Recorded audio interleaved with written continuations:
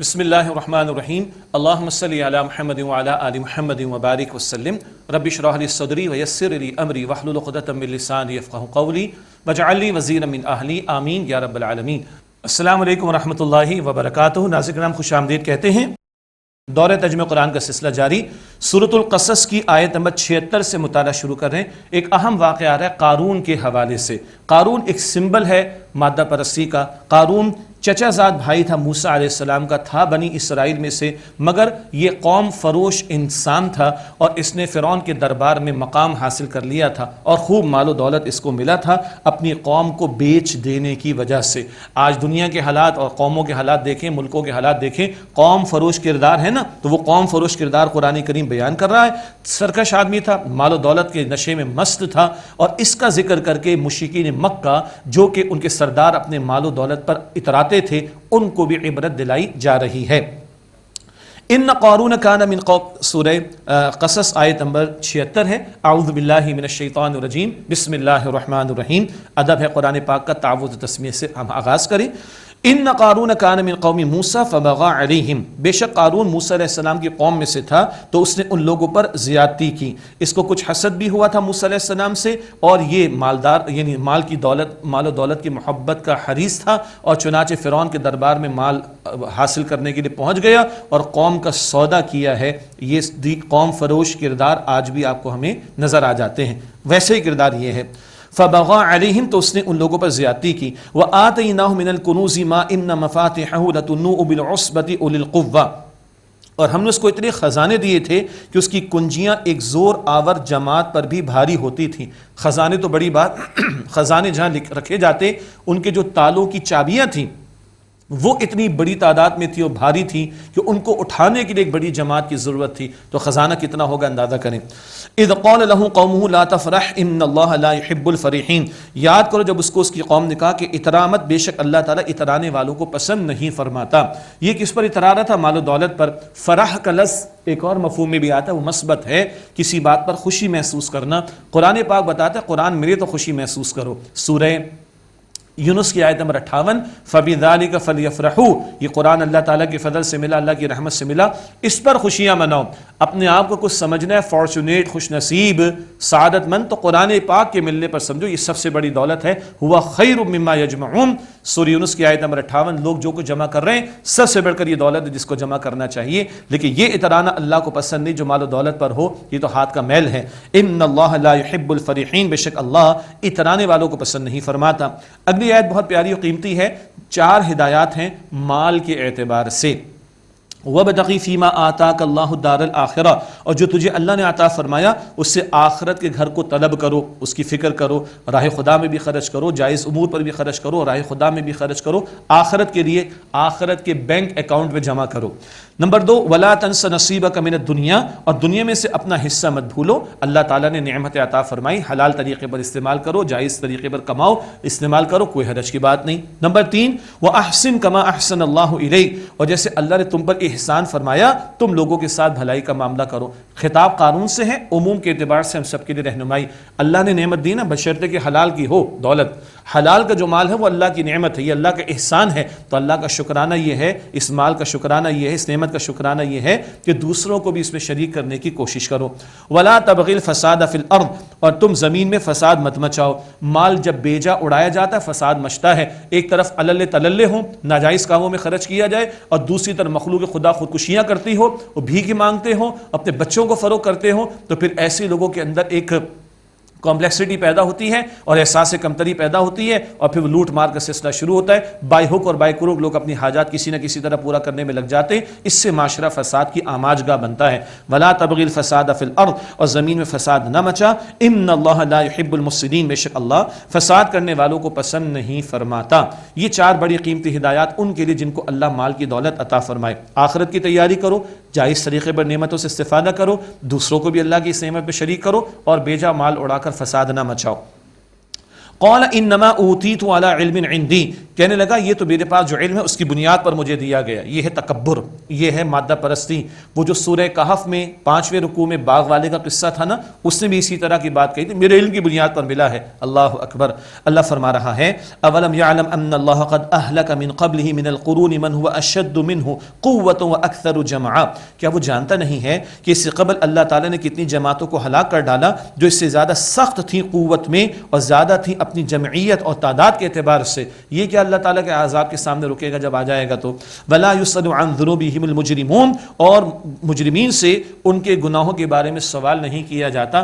اللہ تعالیٰ کو کوئی حاجت نہیں، اللہ سب سے واقف ہے. اور مجرم اپنے گناہوں کو اعتراف کرتے کب ہیں؟ تو بھارت سزا تو اللہ نے پچھلے لوگوں کو بھی دی، یہ اپنے مال پر کیا اعتراض ہے؟ اس سے زیادہ طاقتور قوموں کو اللہ تعالیٰ نے مٹا دیا. فخرج علی قومہ فی زینتی، پھر وہ یعنی قارون اپنی قوم کے سامنے زیب و زینت کے ساتھ نکلا. آج کی اصطلاح میں کہیں تو سڑکیں بھی بند ہوں گی، ہٹو بچوں کی صدائیں بھی ہوں گی، پروٹوکول بھی چل رہا ہوگا، بڑے شان و شوکت کے ساتھ نکلا. قال الذین یریدون الحیاۃ الدنیا، کہنے لگے وہ لوگ جو دنیا کی زندگی کے طلبگار تھے، یا لیت لنا مثل ما اوتی قارون، کہ کہنے لگے جو قارون کو دیا گیا. اللہ اکبر. یہ دنیا پرست کی رال ٹپکتی ہے نا. وہ کیا کہہ رہے ہیں؟ یا لیت لنا مثل ما اوتی قارون، جو قارون کو دیا گیا اے کاش ہمارے پاس بھی ہوتا. انہ لذو حظ عظیم، یہ تو بڑے نصیبوں والا ہے. دنیا پرست کس کو نصیب والا سمجھتے ہیں؟ مال و دولت والے کو، محض مال و دولت والے کو. ہاں، اور اللہ کسے نصیب والا کہتا ہے یہ ہم پڑھیں گے سورہ حامیم السجدہ میں، اور وہاں پر تفصیل آئے گی انشاءاللہ تعالی. آیت نمبر 34 اور 35 میں جو دعوت دین کا کام کرے اور صبر کا مظاہرہ کرے، برائی کا جواب بھلائی سے دیں، استقامت کا مظاہرہ کریں دین پر، ان کو اللہ کہتا ہے وہ بڑے نصیبوں والے ہیں. دنیا پرست کسے کہتے ہیں؟ دنیا پرست مالدار کو دیکھ کر کہتے ہیں بڑے نصیبوں والا ہے. وقال الذین اوتوا العلم ویلکم ثواب اللہ خیر لمن آمن وعمل صالحا، اور جن لوگوں کو علم عطا کیا گیا، پیغمبر کی تعلیم جن تک پہنچی تھی، انہوں نے کہا افسوس ہے تم پر، اللہ تعالیٰ کا ثواب بہتر ہے اس کے لیے جو ایمان لایا اور جس نے عمل کیا نیک. ولا یلقاها الا الصابرون، اور یہ بات تو صبر کرنے والوں کے سوا کسی کو نصیب نہیں ہوتی. ایمان کی دولت کی قدر کرنے والے، نیک اعمال کرنے والے، یہ ہیں جو اصل میں ثواب کے مستحق ہے اللہ کے ہاں، اور یہ اصل میں ہے نصیبوں والے. مگر یہ سعادت کنہیں ملے گی؟ صبر کرنے والے جو دنیا کی محبت سے اپنے آپ کو روکیں، مال کے فتنے کی اٹریکشن سے اپنے آپ کو روکیں، ان صبر کرنے والوں کو سعادت ملے گی. انجام کیا ہوا اس قارون کا؟ فخسفنا به وبداره الارض، پھر ہم نے اس کو اور اس کے گھر کو زمین میں دھسا دیا. فما كان له من فئة ينصرونه من دون الله، تو اس کے لیے کوئی جماعت نہ ہوئی جو اللہ کے سوا اس کی مدد کرتی بچانے میں. وما كان من المنتصرين، اور نہ وہ خود ایسا ہوا کہ بدلہ لینے والوں میں سے ہوتا. یہ ہے اس کا انجام، خزانے سمیت اس کو دھسا دیا گیا اور عبرت لوگوں کے لیے بنا دیا گیا. واصبح الذين تمنوا مكانه بالامس يقولون، اور کل تک جو اس کے مقام کی تمنا کر رہے تھے، جو اس کو بڑا نصیب والا کہہ رہے تھے، صبح کے وقت کہنے لگے وَيْكَأَنَّ اللَّهَ يَبْسُطُ الرِّزْقَ لِمَنْ يَشَاءُ مِنْ عِبَادِهِ وَيَقْدِرُ، ہائے شامت، اللہ تعالیٰ ہی ہے کہ جو اپنے بندوں میں سے جس کے لیے چاہتا ہے رزق کو کشادہ فرما دیتا ہے اور جس کو چاہتا ہے تنگ کر دیتا ہے اس کے لیے.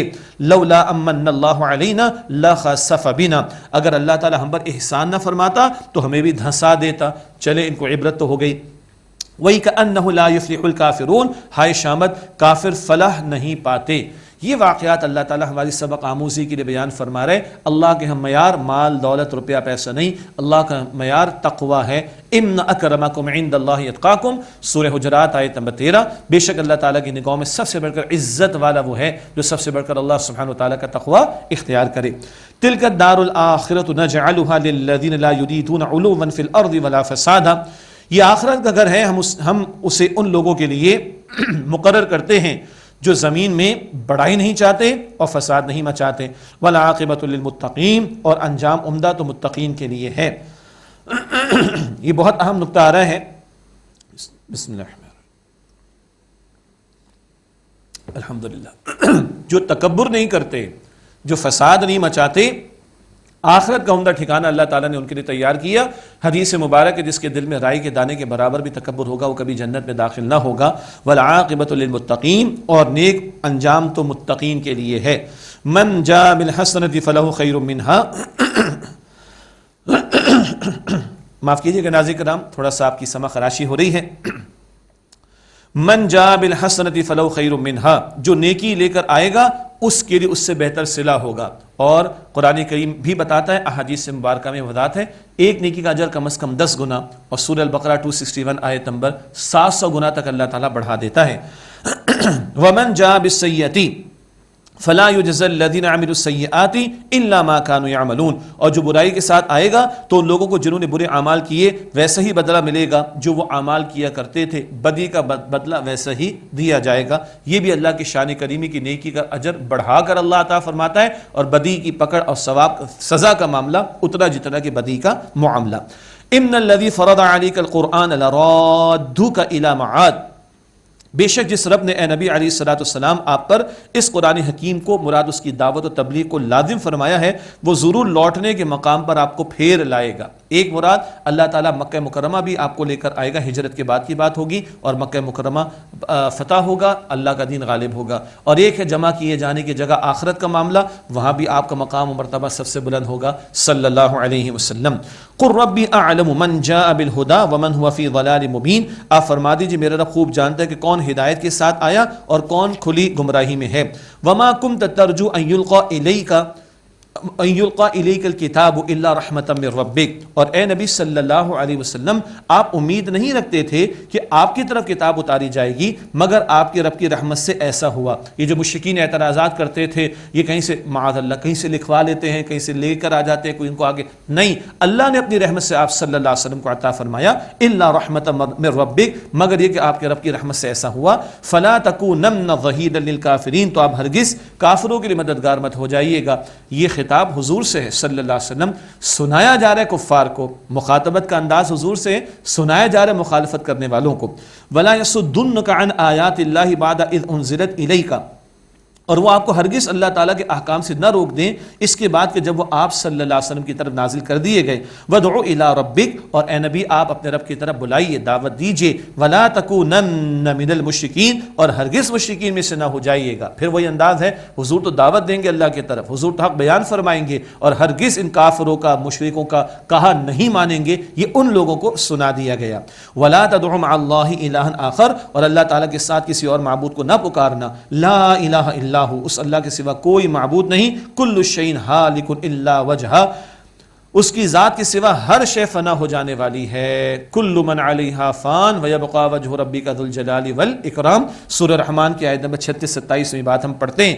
کل شیء ہالک الا وجہہ، اس کی ذات کے سوا ہر شے فنا ہو جانے والی ہے۔ لہ الحکم والیہ ترجعون، اسی اللہ کے لیے حکم کا اختیار ہے، اور اے لوگو تم اسی اللہ کی طرف لوٹائے جاؤ گے۔ سورۃ القصص کا مطالعہ مکمل ہوا، اس کے بعد سورۃ العنکبوت ہے۔ سورہ عنکبوت مکی صورت ہے، اور اللہ سبحانہ و تعالیٰ نے اس میں دور مشکلات کے لیے رہنمائی عطا فرمائی۔ مکڑی کو کہا جاتا ہے، ذکر صورت کے آخر میں آئے گا انشاءاللہ۔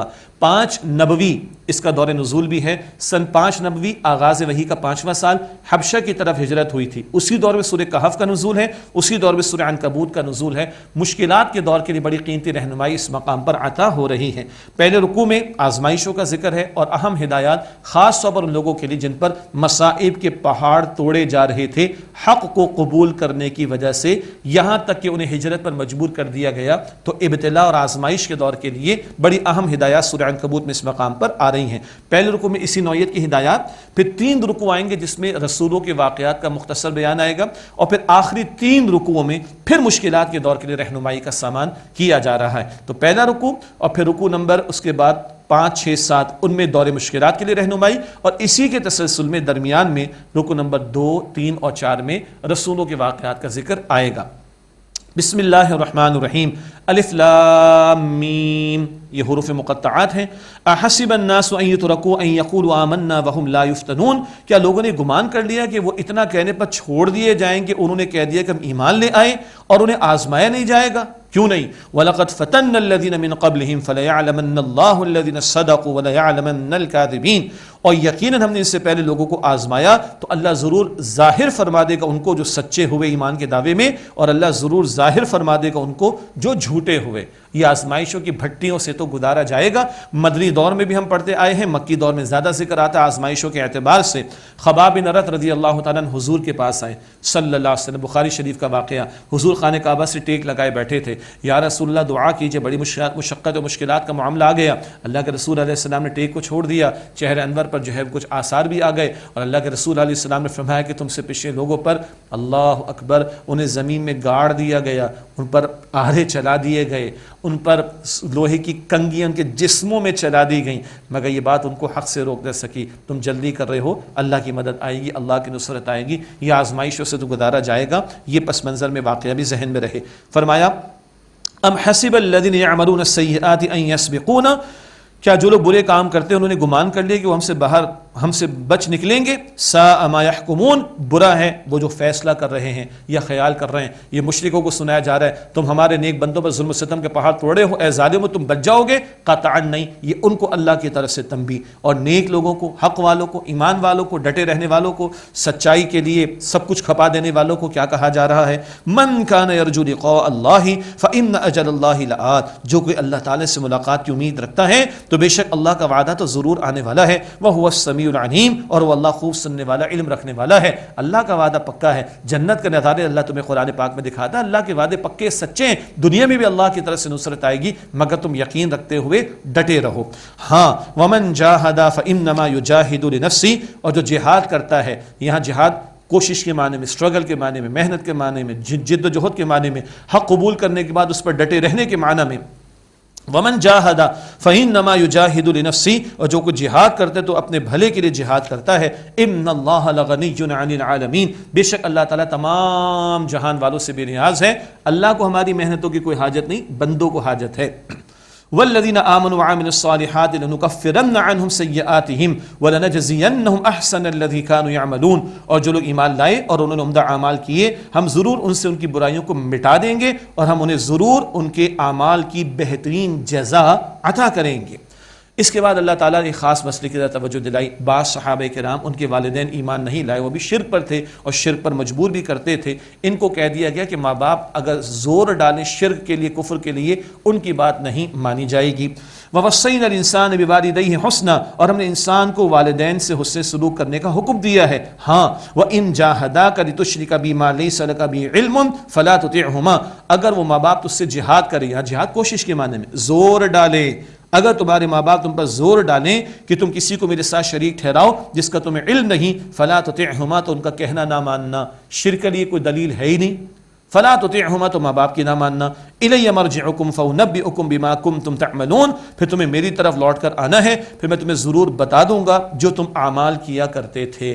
سعد بن ابی وقاص رضی اللہ تعالیٰ عنہ کی ماں نے کہا میں بھوک ہڑتال کر دوں گی، میں کھاؤں گی نہیں، میں پیوں گی نہیں، میں بالوں میں کنگھی نہیں کروں گی۔ آیات آ گئی، اللہ کے رسول فرمایا کہ نہیں، کفر و شرک کی بات تو نہیں ماننی ہے، اور فتح دیا گیا ماں کب تک بھوکی رہے گی، بھوک لگے گی تو کھا بھی لے گی، کب تک اپنے بالوں میں کنگھی نہیں کرے گی، ٹینشن ہوگی پریشان ہوگی کنگھی بھی کر لے گی۔ اللہ اکبر، ایمان ایمان ہے، اور کفر کی مخالفت کرنی، شرک کی مخالفت کرنی ماں باپ کا حق ہے، مشرک ماں باپ کا بھی حق ہے، سورہ لقمان میں بھی ذکر آ جائے گا انشاءاللہ تعالی۔ لیکن اگر وہ ایسا تقاضا کریں جس سے اللہ اور اس کے رسول کا حکم ٹوٹ رہا ہے تو ان کی بات نہیں مانی جائے گی۔ اللہ اکبر۔ اب بہرحال کچھ لوگوں کو گھروں سے نکال دیا گیا ہوگا، کچھ لوگوں نے اپنے بھائیوں کو چھوڑا ہوگا، ماں باپ کو چھوڑا ہوگا، گھر والوں کو چھوڑا ہوگا، کٹے ہوں گے تو اللہ نے جوڑا بھی ہے۔ بڑی پیاری آیت کریمہ اگلی، والذین آمنوا وعملوا الصالحات لندخلنہم فی الصالحین، اور جو لوگ ایمان لائے اور انہوں نے نیک اعمال کیے ہم انہیں ضرور نیک بندوں میں داخل کریں گے۔ ارے کہاں سے کٹ رہے ہو؟ کسی کفر کرنے والے، شرک کرنے والے سے، اللہ ایمان والوں سے جوڑ رہا ہے۔ اور صحابہ کرام کو تو محمد مصطفیٰ کریم علیہ السلام سے اللہ تعالیٰ نے جوڑ دیا صلی اللہ علیہ وسلم، کیا ان کی خوش نصیبی کا عالم ہے۔ اللہ اکبر۔ وَمِنَ النَّاسِ مَن يَقُولُ آمَنَّا بِاللَّهِ فَإِذَا أُوذِيَ فِي اللَّهِ جَعَلَ فِتْنَةَ النَّاسِ كَعَذَابِ اللَّهِ، اور کچھ لوگ ہیں جو کہتے ہیں کہ ہم اللہ پر ایمان لائیں، پھر جب وہ اللہ تعالیٰ کی راہ میں ستائے جاتے ہیں تو وہ لوگوں کے ستانے کو ایسا بنا لیتے ہیں جیسا کہ اللہ کا عذاب۔ وَلَئِن جَاءَ نَصْرٌ مِّن رَّبِّكَ لَيَقُولُنَّ إِنَّا كُنَّا مَعَكُمْ، اور اگر آپ کے رب کی طرف سے کوئی مدد آ جائے تو اس کو ضرور کہتے بے شک ہم تو تمہارے ساتھ ہیں۔ أَوَلَيْسَ اللَّهُ بِأَعْلَمَ بِمَا فِي صُدُورِ الْعَالَمِينَ، کیا اللہ تعالیٰ خوب جاننے والا نہیں وہ جو جہان والوں کے سینوں یعنی دلوں میں ہے؟ اللہ اکبر۔ یہ منافقانہ طرز عمل کی طرف اشارہ ہے۔ آسان آسان تو قبول، مشکل مشکل تو پریشانی، ذرا تکلیف ہے تو بھاگ لیے، آسان لگا تو آ گئے. یہ منافقانہ طرز عمل ہے تو مدنی دور کا، مکی دور میں متنبع کر دیا گیا ایڈوانس میں. اسی لیے اگلی آیت میں فرمایا وَلَيَعْلَمَنَّ اللَّهُ الَّذِينَ آمَنُوا وَلَيَعْلَمَنَّ الْمُنَافِقِينَ، اور اللہ تعالیٰ ضرور ظاہر کر دے گا ان لوگوں کو جو ایمان لائے، اور اللہ ضرور واضح کر دے گا ان لوگوں کو جنہوں نے نفاق کا رویہ اختیار کیا. یہ منافقانہ روش مدنی دور میں کھل کر سامنے آئی، مکی دور میں پہلے سے اس کے بارے میں متنبع کر دیا گیا. وقال الذين كفروا للذين آمنوا اتبعوا سبيلنا ولنحمل خطاياكم، اور کافروں نے ایمان لانے والوں کو کہا کہ چلو تم ہماری راہ پر چلو، ہماری بات مانو، ہم تمہارے گناہوں کا بوجھ اٹھا لیں گے. وما هم بحاملين من خطاياهم من شيء، حالانکہ وہ ان کے گناہوں کے بوجھ میں سے کچھ بھی اٹھانے والے نہیں. انہم لکاذبون، بے شک وہ جھوٹے ہیں. جیسے ماں باپ زور ڈالتے تھے اسی طرح خاندان کے بڑے بوڑھے بھی کہتے تھے کیا کہ چلو چلو اگر تم ہماری بات مانو گے کوئی مسئلہ ہو جائے گا، کوئی گناہ ہو جائے گا، ہم تمہارے گناہوں کا بوجھ اٹھا لیں گے. یہ بڑے شوگر کوٹڈ انداز میں نوجوانوں کو حق سے روکنے کا ایک پریشر ڈالنے کا انداز ہوا کرتا ہے. بیٹا ہم نے دھوپ میں بال سفید نہیں کیے، کس چکر میں پڑے ہو، چلو چلو چلو کوئی بات نہیں، کوئی گناہ ہوگا تو ہم تمہارا بوجھ اٹھا لیں گے. اللہ تعالیٰ فرما رہا ہے وَلَيَحْمِلُنَّ أَثْقَالَهُمْ وَأَثْقَالَ مَعَ أَثْقَالِهِمْ، اور وہ ضرور اپنے بوجھ اٹھائیں گے اور بھی بہت سے بوجھ اپنے بوجھوں کے ساتھ. خود گمراہ ہو اس کا بوجھ بھی ان پر آئے گا، اور دوسروں کو گمراہ کرنے کا باعث بنے اس کا بوجھ بھی ان پر آئے گا. وَلَيُسْأَلُنَّ يَوْمَ الْقِيَامَةِ وَلَيُسْأَلُنَّ يَوْمَ الْقِيَامَةِ عَمَّا كَانُوا يَفْتَرُونَ، اور قیامت کے دن یقیناً اس سے ضرور اس کے بارے میں سوال ہوگا جو وہ جھوٹ گھڑا کرتے تھے. آج حق سے روکنے والے اللہ کل ان سے پوچھے گا. ایک تو کفر میں مجبور کرنے والے ہوتے ہیں، ذرا سا نیچے آ جائیں، تھوڑا سا نیچے آ جائیں. مسلمان معاشروں کے اندر بیٹیوں کو پردے سے روکنے والے، بیٹوں کو سنت رسول چہرے پر سجانے سے روکنے والے، بیٹوں کو دین پر عمل کرنے سے روکنے والے، کیا ان ماں باپ کو اللہ کو جواب نہیں دینا ہوگا؟ بہنوں کو پردے سے روکنے والے بھائی، ان کو جواب نہیں دینا ہوگا؟ میں نے 2 مثالیں رکھی، مثالیں بہت دی جا سکتی ہیں، سمجھنے کے لیے اتنی مثالیں کافی ہیں. اس کے بعد سلسلہ کلام آ رہا ہے رسولوں کے حالات کا، اور رسولوں کے واقعات کس لیے، وہ جو کشاکش نبی اکرم علیہ السلام کے دور میں جاری تھی تو پچھلے پیغمبروں کے واقعات بار بار ذکر کیے جا رہے ہیں. اب ذکر آ رہا ہے نوح علیہ السلام کا. ارشاد ہوا وَلَقَدْ أَرْسَلْنَا نُوحًا إِلَىٰ قَوْمِهِ فَلَبِثَ فِيهِمْ أَلْفَ سَنَةٍ إِلَّا 50 عَامًا، اور بے شک ہم نے نوح علیہ السلام کو ان کی قوم کی طرف بھیجا تو وہ ان میں 950 برس تک رہے.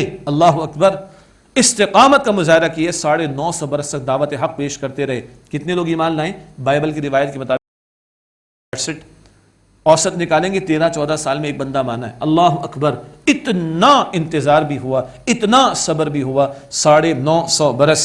فَأَخَذَهُمُ الطُّوفَانُ وَهُمْ ظَالِمُونَ، پھر ان لوگوں کو طوفان نے آ پکڑا اور وہ قوم کے لوگ ظالم تھے. فَأَنْجَيْنَاهُ وَأَصْحَابَ السَّفِينَةِ وَجَعَلْنَاهَا آيَةً لِلْعَالَمِينَ، پھر ہم نے انہیں اور کشتی والوں کو بچا لیا اور اس کشتی کو جہان والوں کے لیے ایک نشانی بنا دیا. کہا جاتا ہے کہ صدی عرصے تک وہ کشتی وہاں پہاڑ پر موجود رہی اور لوگ عبرت حاصل کرتے رہے. اب بھی کچھ باتیں آتی ہیں، اس کی تلاش کی کوشش کی جاتی ہے. واللہ اعلم، اللہ تعالیٰ نے نشانی قرار دیا. واللہ اعلم، کسی موقع پر حتمی طور پر شاید وہ سامنے آ جائے. واللہ اعلم، اللہ سب سے بہترین بات کو جاننے والا ہے. وَإِبْرَاهِيمَ إِذْ قَالَ لِقَوْمِهِ اعْبُدُوا اللَّهَ وَاتَّقُوهُ، اور یاد کرو جب ابراہیم علیہ السلام نے اپنی قوم سے کہا کہ تم اللہ تعالیٰ کی عبادت کرو اور اس سے ڈرو. ذَلِكُمْ خَيْرٌ لَكُمْ إِن كُنتُمْ تَعْلَمُونَ، اگر تم جانتے ہو تو یہ تمہارے حق میں بہتر ہے. إِنَّمَا تَعْبُدُونَ مِن دُونِ اللَّهِ أَوْثَانًا وَتَخْلُقُونَ إِفْكًا، بے شک تم عبادت کرتے ہو اللہ تعالیٰ کے سوا بتوں کی اور تم جھوٹ گھڑتے ہو. إِنَّ الَّذِينَ تَعْبُدُونَ مِن دُونِ اللَّهِ لَا يَمْلِكُونَ لَكُمْ رِزْقًا، بے شک اللہ کے سوا جن کی تم عبادت کرتے ہو وہ تمہارے رزق کے مالک نہیں. فَابْتَغُوا عِندَ اللَّهِ رِزْقًا وَاعْبُدُوهُ وَاشْكُرُوا لَهُ، پس تم اللہ کے پاس سے رزق تلاش کرو اور تم اسی کی عبادت کرو اور اس کا شکر ادا کرو. الیہ ترجعون، اس کی طرف تمہیں لوٹ کر جانا ہے. یہ ابراہیم علیہ السلام کا مختصر بیان، درمیان میں مشرکین مکہ اور نبی اکرم علیہ السلام کا تذکرہ، اور پھر بعد میں آیت نمبر 24 سے ابراہیم علیہ السلام کی قوم کا ذکر مزید دوبارہ آئے گا. وَإِن تُكَذِّبُوا فَقَدْ كَذَّبَ أُمَمٌ مِّن قَبْلِكُمْ، اور اگر اے مکے والو تم جھٹلاؤ گے تو جھٹلا چکی ہیں پہلی بہت سی امتیں تم سے پہلے. وَمَا عَلَى الرَّسُولِ إِلَّا الْبَلَاغُ الْمُبِينُ، اور رسول علیہ السلام کے ذمہ تو صرف واضح طور پر پیغام کا پہنچا دینا اسی کی ذمہ داری ہے.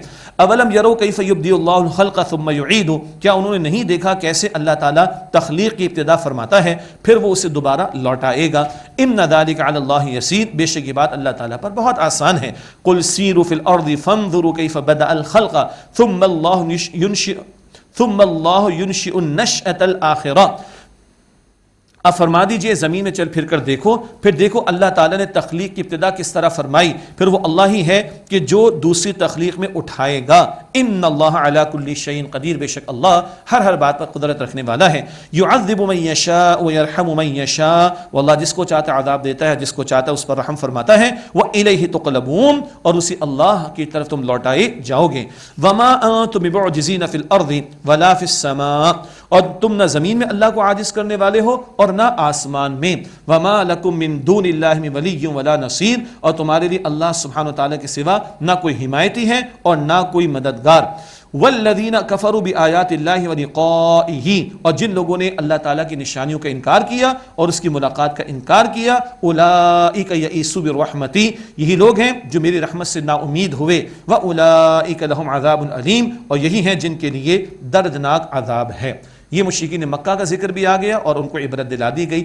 اگلی آیت سے ابراہیم علیہ السلام کا جو واقعہ شروع ہوا، ان کی قوم کا جواب اور مزید ذکر آئے گا۔ ناظرین کرام، آج کا مطالعہ یہیں پہ ہم روک کر آئیے اللہ کے حضور دعا کرتے ہیں۔ بسم اللہ الرحمن الرحیم، اللہم صلی علی محمد وعلی آل محمد وبارک وسلم۔ اے اللہ ہم سب کی، ہمارے ماں باپ کی، ہمارے گھر والوں کی اور تمام مسلمانوں کی مغفرت فرما۔ یا اللہ ہمارے صغیر کبیرہ گناہوں کو بخش دے۔ یا اللہ ہمیں قدر کی رات نصیب فرما، ہمیں جہنم سے آزاد فرما۔ اے اللہ ہمیں جنت الفردوس عطا فرما۔ اے اللہ ہم سب سے راضی ہو جا۔ اے اللہ ہم سب سے راضی ہو جا۔ اے اللہ ہم سب سے راضی ہو جا۔ صلی اللہ علی النبی الکریم وعلی آلہ واصحابہ اجمعین، آمین برحمتک یا ارحم الراحمین۔